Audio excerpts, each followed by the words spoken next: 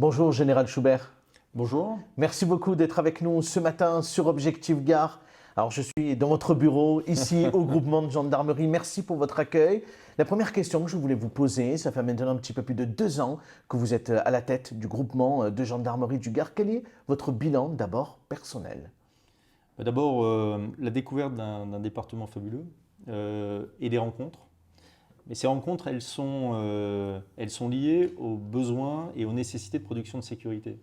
Et, vous ne pouvez pas protéger un territoire, assurer la protection des personnes et des biens sur ce territoire sans avoir un contact privilégié avec les acteurs de ce territoire.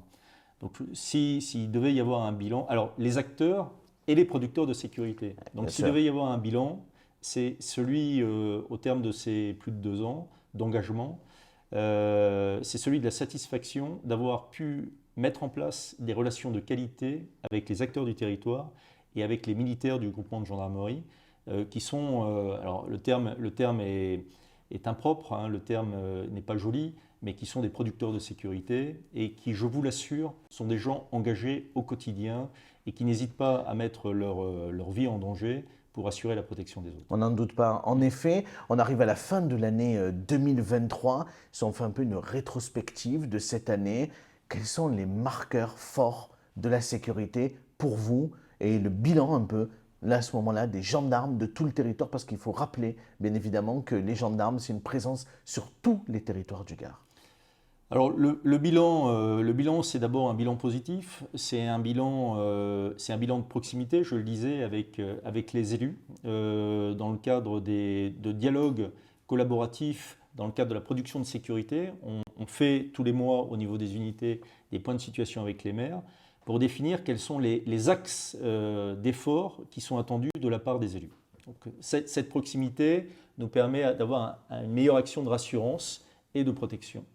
C'est également un bilan positif dans le cadre du développement de certaines compétences. On parle des violences intrafamiliales. Moi, cette année, j'ai le sentiment que les réponses apportées à ces douleurs sont de meilleure qualité. Elles ne baissent pas en intensité, hein, puisque la place des violences intrafamiliales a encore augmenté de 10% dans notre action. L'an passé, c'était de 22%. L'année précédente, c'était 23%. Donc on continue à augmenter ces chiffres de prise en compte, mais cette prise en compte se professionnalise.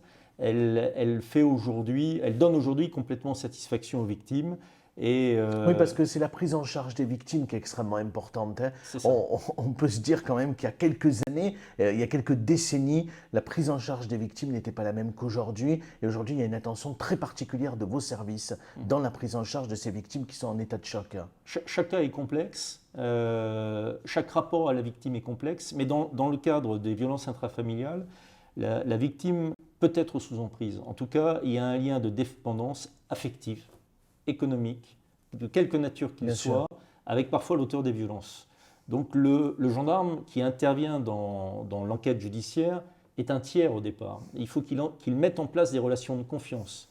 Et des relations de confiance qui parviennent à gommer ou à estomper ces relations de dépendance. Donc là, on a vraiment affaire à des situations C'est de la formation récurrente aussi auprès de vos équipes de gendarmes, parce qu'on ne le dit pas suffisamment, mais je présume qu'effectivement, il y a tout ce travail de formation, parce qu'il y a besoin d'empathie chez ces gendarmes. C'est des professionnels, c'est des militaires. Il y a besoin de prendre de la distance face à ces victimes, mais c'est aussi de l'empathie qui est nécessaire pour éviter ce sentiment de dépendance. C'est de la formation et c'est du retour d'expérience, c'est de la densification de compétences, c'est du contrôle, c'est un dialogue au sein des unités de manière à bien envisager les bonnes pratiques, à venir corriger éventuellement les petites lacunes que des jeunes ont. Juste un chiffre, le militaire alors le Gard est un département qui pour les gendarmes est un département exigeant. Donc le taux de présence d'un militaire, c'est un taux moyen bien sûr de présence des militaires sur le département, est environ de 4 ans. Ce qui oblige, vous parliez de formation, à former en permanence. On a un flux de jeunes qui arrivent, qui prennent en compte ces enjeux. Le défi pour nous est d'assurer un excellent niveau, parce qu'on on peut pas essayer, on peut pas, il n'y a pas le choix. on peut pas tenter, on doit à chaque fois réussir. Et ça, c'est un enjeu qui est quand même un enjeu un enjeu du quotidien qui a quelque chose de satisfaisant, parce qu'à chaque fois, on renouvelle ce défi au titre de la protection, et à chaque fois, le plus souvent, on remporte les objectifs. Parce que bien évidemment, dans ces violences intrafamiliales, les enfants sont concernés. Le 25 novembre, c'était il y a 2 jours, puisque nous sommes lundi matin, samedi le 25 novembre, c'était la journée internationale contre les violences sexistes, contre les violences sexuelles, et dans le Gard particulièrement, ces violences contre les femmes. Est-ce que vous avez le sentiment qu'aujourd'hui, on parvient, peut-être pas à éradiquer, mais en tout cas à venir accompagner pour que les femmes puissent dénoncer, parce qu'il est là aussi l'enjeu? Alors, on accompagne mieux, et on a des indicateurs pour le définir. Hier, ces situations de violence, on les découvrait lors des interventions. La personne qui est victime appelle le 17, on se déplace, on intervient et on découvre la situation. Aujourd'hui, la part des jeunes femmes, parce que c'est quand même globalement majoritairement des jeunes femmes, il peut y avoir des cas qui impliquent des hommes victimes, des jeunes femmes ou des femmes plus âgées, parce que là aussi, on a toutes les tranches d'âge qui sont représentées, est de plus en plus importante. Donc les personnes victimes qui se présentent aux unités, cette part-là, dans le traitement des violences intrafamiliales, est de plus en plus importante. C'est important de le dire parce qu'il y avait peut-être une notion de peur il y a de nombreuses années, la peur de venir, de dénoncer. Aujourd'hui, dès l'entrée chez une compagnie de gendarmerie, il y a une prise en charge immédiate de ces victimes. Clairement. C'est important de le rappeler. Et les militaires sont tous conscients des enjeux liés à ces situations-là et de la difficulté de la prise en compte de ces enjeux. Le phénomène d'emprise, maintenant tous les militaires du groupement le comprennent. Le déni qui est lié au phénomène d'emprise est également complètement assimilé. Autre phénomène dans le Gard, autre phénomène de préoccupation pour vous, c'est la lutte contre les stupéfiants et contre la délinquance en général, un phénomène qui touche les jeunes également dans notre département. Comment vous travaillez sur ces questions-là? Alors, on travaille à au moins 2 niveaux. D'abord, la lutte contre les consommateurs. Là, cette année, on explose le nombre d'infractions relevées dans le cadre de la consommation de stupéfiants. Avec des amendes? Avec des amendes, avec des AFD, qui sont en très forte augmentation au titre de l'année. On doit être à peu près à 2000 amendes de ce type-là relevées par les unités. C'est le premier axe d'effort, parce que sans consommateur, il n'y a pas de vente. Deuxième axe d'effort, l'action sur les points de deal. Qui est engagé, 40 points de deal démantelés au titre de l'année. Donc là, c'est une action forte, une action de fond et une action qui est bénéfique pour tout le territoire. D'abord parce que ces points de deal sont des lieux d'insécurité, surtout quand ils s'installent sur la voie publique, qui s'installent dans les centres-villages, qui s'installent à proximité des établissements scolaires. Il n'y a pas de fatalisme, il n'y a pas de fatalité. Si on agit rapidement, on les déplace. Et si on est efficace sur le fond, on les éteint. Donc ça, c'est l'objectif, les éteindre. Et derrière, c'est le troisième axe, il y a, et vous l'abordiez dans vos propos, il y a toute la violence liée à cette situation, avec toute une économie qui est mise en place. Vous parliez de jeunes. Qui peuvent créer un contre-modèle. Il y a un modèle, c'est celui de la République. Il y a un modèle, c'est celui de la sécurité. Il y a un modèle, c'est celui de la paix civile. Donc là encore, contre cette violence, il n'y a aucune tolérance.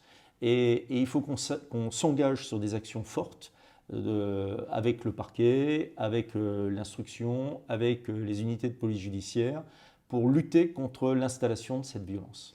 Un mot, toujours en lien effectivement avec ces trafics de drogue, puisqu'il y a eu bien évidemment ces drames successifs à la fin de l'été à Pissevin, avec une présence policière. Je crois que d'ailleurs des unités de gendarmerie sont venues aussi prêter main forte, même si c'était en zone police. Il y a une petite musique qui montait, qui disait que finalement, cette présence policière, ce démantèlement sur le quartier populaire de Pissevin pouvait entraîner un déplacement du trafic en zone plus rurale, où là, vous êtes concerné en première ligne. Est-ce que vous l'observez, ce phénomène, ou pas du tout, en périphérie de Nîmes? Alors, les connexions entre les trafiquants de Pissevin et le territoire elles sont évidentes, puisque quand on parle le point de deal ou quand on parle le PIS 20, on envisage assez rapidement les conflits de territoire qu'il y a sur la plaque nîmoise. On envisage également les tensions de conflits qu'il peut y avoir sur d'autres communes, comme Saint-Gilles, comme d'autres espaces, comme Marseille. Je vais citer un autre exemple, c'est les connexions qui peuvent exister entre Avignon et Bagnoles. Il ne vous aura pas échappé que pour rejoindre Bagnoles depuis Avignon et pour rejoindre Avignon depuis Bagnoles, on passe en zone gendarmerie. Eh oui. Donc ces actions, non seulement nous concernent au titre des flux de ces trafics, mais comme vous le soulignez également, au titre des développements que ces trafics peuvent avoir sur le territoire. On est dans une logique commerciale, on est dans une logique de territoire. Plus on parvient à développer son commerce, plus on gagne de l'argent, et on est vraiment dans une logique de profit déshumanisé, quelles que soient les conséquences que ce profit engendre sur la population. Donc à nous, et nous le sommes, d'être en connexion avec nos camarades policiers pour lutter contre ces trafics. À nous d'envisager les conséquences que ces actions de trafic ont sur notre territoire pour les réduire au maximum, voire pour les annihiler. On a régulièrement des actions de PJ, de police judiciaire sur PIS 20. On a régulièrement des actions de démantèlement et qui se traduisent par des résultats positifs. Effectivement. Mais cette économie générale, on en a bien conscience. Un mot également qui concerne les zones rurales, encore une fois, et qui vous concerne en premier lieu, les dramatiques événements du côté de la Drôme. Il y a maintenant une dizaine de jours, cet adolescent de 16 ans qui a été tué à l'arme blanche dans une salle de fête. Bien évidemment, c'est la Drôme, c'est pas le Gard, mais on a envie quand même de vous poser la question sur ce phénomène d'ensauvagement, comme il a été employé le terme par le ministre de l'Intérieur. Est-ce que là aussi, vous considérez, vous, depuis 2 ans que vous êtes dans le Gard, que vous avez ce sentiment d'une violence un peu plus élevée chez les jeunes?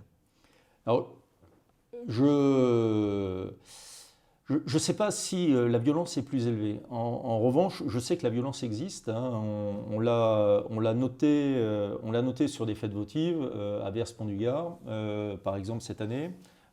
Des rixes existent. Je ne dis pas qu'elles ont toujours existé avec cette intensité. Elles existent et elles sont notoires et elles sont prises en compte. Il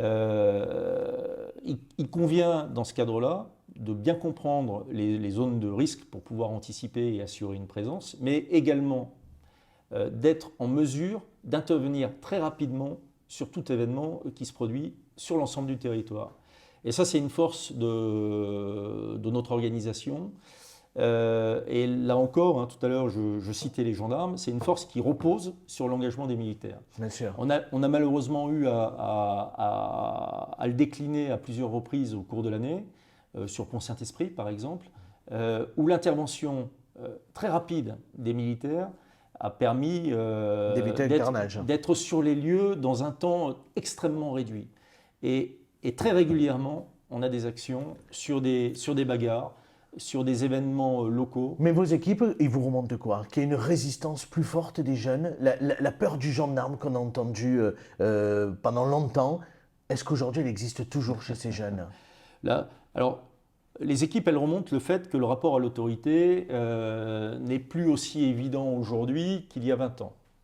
Quelles peuvent en être les raisons? C'est certainement des raisons d'éducation, c'est certainement des raisons sociologiques, sociales, une tolérance moindre à la frustration. C'est des sujets qu'on retrouve avec les élus et qu'on retrouve également dans le rapport que les professeurs ont avec leurs élèves. Ce sont des sujets récurrents. Qui touchent entièrement la société. Qui touchent toute la société. Maintenant, alors, ça se traduit aussi dans le cadre des interventions des patrouilles par différents capteurs qui sont ce qu'on appelle chez nous les événements graves. Les événements graves, c'est quand un outrage ou une violence est exercée contre un militaire. Le nombre de ces événements graves est en augmentation. Donc, ce qui a tendance à démontrer effectivement que parfois certaines interventions sont plus périeuses. Comme les refus d'obtempérer. Tout comme les refus d'obtempérer.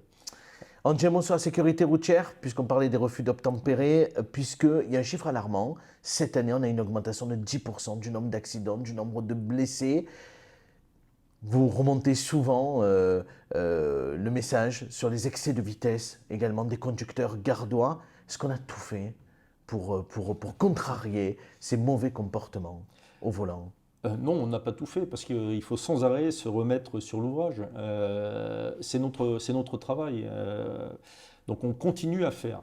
On continue à faire et on continue à verbaliser durement parce qu'on constate au quotidien ces manquements aux règles de conduite, aux règles de comportement. Alors, on a articulé notre action sur la répression. Parce qu'on est les seuls à être présents sur la route. Maintenant, moi, je pense qu'il y a un travail à renforcer peut-être avec l'associatif sur un partage des constats pour s'adresser au bon public au bon moment.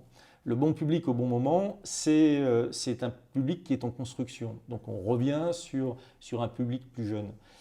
L'attention que j'ai moi, au niveau de mon escadron de sécurité routière et de mes unités territoriales, c'est que je suis le seul à pouvoir être présent à verbaliser sur les routes du département. Si je me désengage de cette action de verbalisation pour réaliser une action de prévention, qu'on réalise d'ores et déjà sur bien des sujets, parce qu'elle est nécessaire. Je pense au cyber, il est nécessaire de sensibiliser aux menaces les jeunes publics. Je pense au cyberharcèlement, je pense à la discrimination, je pense à la gestion des stéréotypes. On a plusieurs centaines d'interventions en milieu scolaire qui sont réalisées par les militaires tous les ans. En effet. Mais si je fais trop de prévention, je vais avoir une empreinte sur les bords des routes qui sera moins importante et je suis le seul à pouvoir y aller.